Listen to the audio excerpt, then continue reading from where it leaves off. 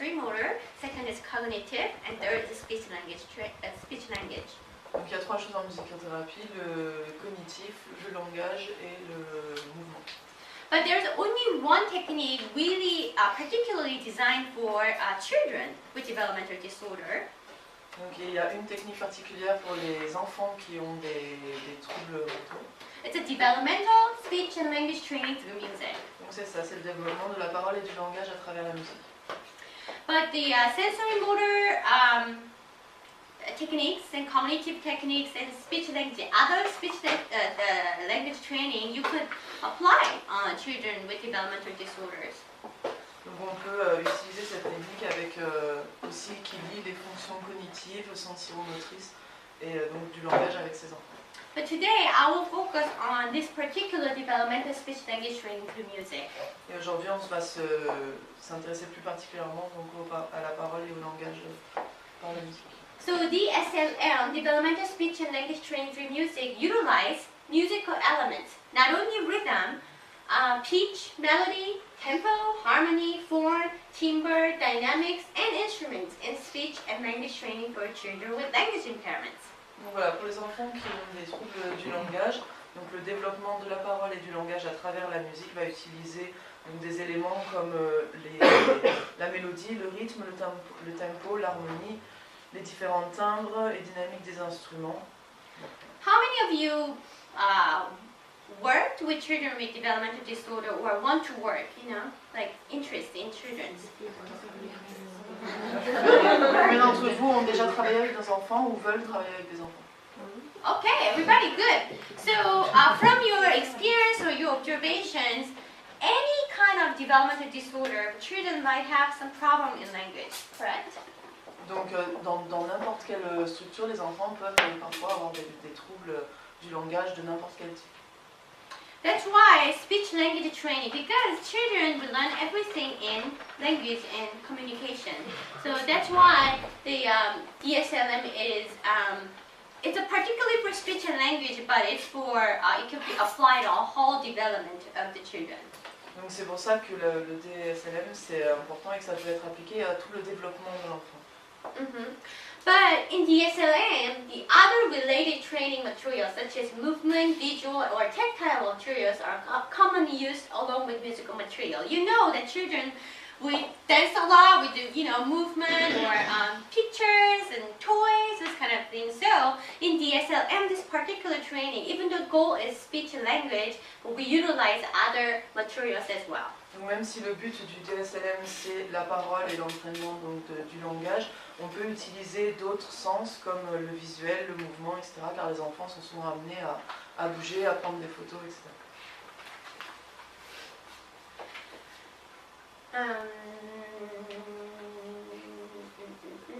So the main goal is that for children improve their speech and language and also enhance their whole communications. Donc le but principal pour ces enfants c'est d'instaurer la parole, le langage et de favoriser une meilleure communication. But there are some specific goals which are first word acquisition, stages of sentence development, semantic development, which is the meaning of the words, types of vocabulary acquisitions, and length of expected utterances. The phonology at developmental stages are critical in building. So those are actually the specific, could be the specific goals in DSLM. Donc il y a des buts spécifiques dans le DSLM, c'est justement donc, le développement de phrases, du sens qu'on peut mettre dedans, le type de vocabulaire qu'on va utiliser, la manière dont on va le prononcer, donc tout ce qui est un travail d'orthophoniste, le développement donc, de toutes ces phrases et de créer donc, les émotions et d'être créatif sur ces phrases-là qui doivent être structurelles et fonctionnelles. Okay, so why music for speech language for children with developmental disorders? So I'm going to talk about more scientific mechanism. Donc pourquoi la musique avec ces enfants qui ont des troubles de langage. Donc elle va parler, elle, de ses recherches qu'elle a fait là-dessus. So, as I mentioned, all the children with developmental disorders have a problem in language. So we need to look at their language acquisition first in order to provide something. Donc dans tous ces enfants qui ont des troubles comme ça, c'est le langage qui est le plus important. Donc on va se focuser là-dessus pour essayer de faire quelque chose. Okay, so how do we acquire language? That's the question. And the language acquisition is the process by which we acquire the capacity to perceive, produce, and use words to understand and communicate. Donc comment acquérir le langage? L'acquisition du langage, c'est le processus selon lequel les humains peuvent acquérir la capacité de percevoir, de produire, et d'ensuite de percevoir et d'utiliser les mots pour pouvoir comprendre et communiquer avec les autres.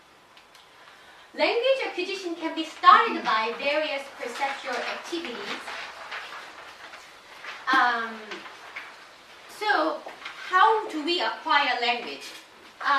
This is a book, right? So you perceive that this is a book, and then you produce as a speech, like book, right?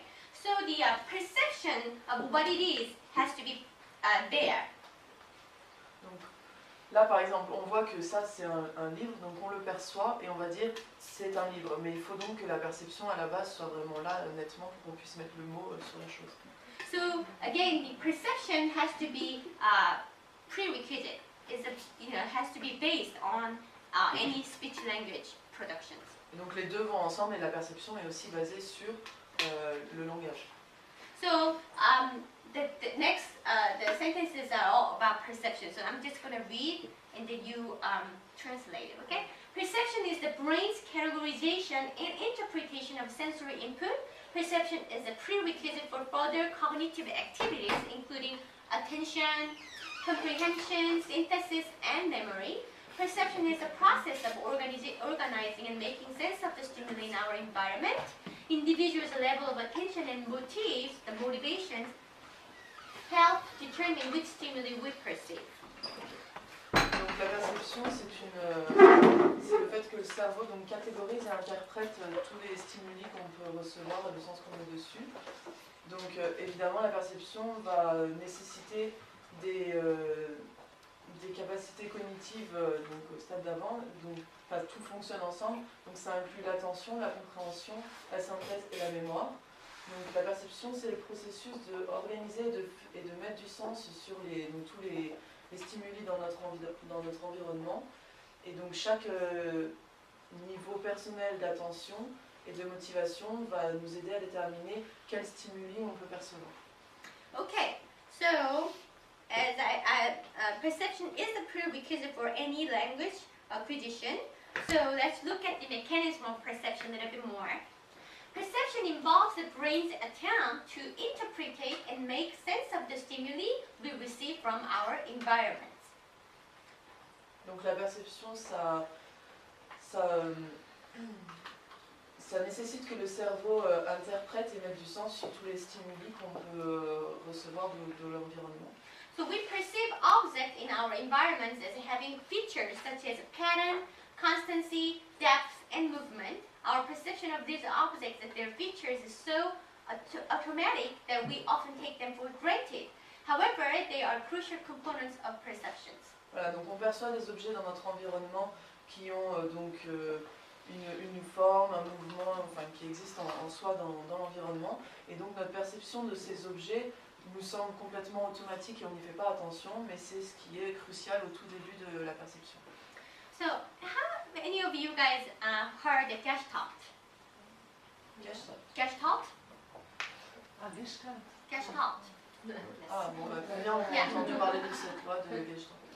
So this Gestalt is a big school of the psychology. They actually really focused on explain and describe our perception and perceptual phenomenon. Donc Gestalt, c'est une grande école de psychologie qui sont focusées sur le fait de décrire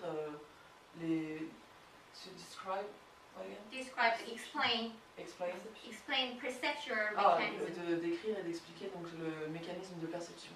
Okay, so there are a couple perceptual laws and principles to really help help us to understand what is the easiest way or easier way to perceive. Donc il y a plusieurs lois qui permettent de comprendre plus facilement les différentes manières de percevoir. Yeah, the first law is the law of proximity. Donc la première, c'est celle de la proximité. So basically, if there's a many like individual stimuli, over there, then we like to perceive things are close together. Donc on a beaucoup de stimuli autour de nous et il va falloir procéder d'une certaine manière parce que toutes les choses sont proches les unes des autres. So there are many stars here, but we like to kind of these kind of close together and make kind of shape, and I'm not sure what this is. Yeah, so you perceive that, by the location of the proximity. Donc là par exemple pour les étoiles, il y en a beaucoup, mais on a décidé de lier certaines d'entre elles pour former une forme que chacun peut percevoir et identifier, comme la grande casserole. The next law is a similarity. So if it looks like a similar, then we try to perceive it as one pattern, as one unified pattern. Donc la deuxième règle, c'est la similarité. Donc voilà, c'est de percevoir les objets qui se ressemblent comme une même chose. So what do you see in these pictures? Donc, par exemple, qu'est-ce que vous voyez ici dans cette photo? How many circles? Combien de cercles? 4. How many squares? Yeah.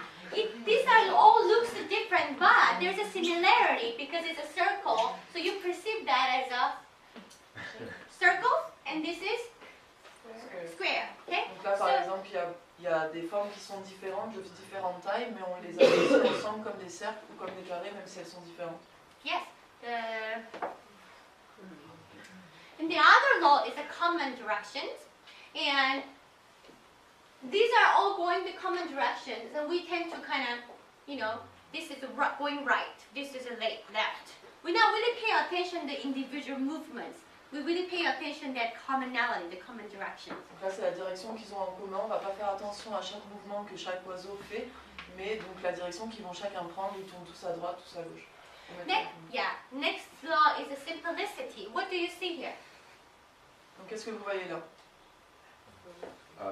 Hexagon and triangle. Cube? And cube. Yeah? Oh, Or, it's kind of different than that. Yeah. First, you really pay attention on the entire shape, right? Donc au début, on va faire attention plutôt à l'intérieur de cette forme. Yeah. Nobody actually pay attention. Oh, there is two red triangle, blue triangle. You don't really pay attention. After all, you will pay attention. But the first, when you perceive this, is like.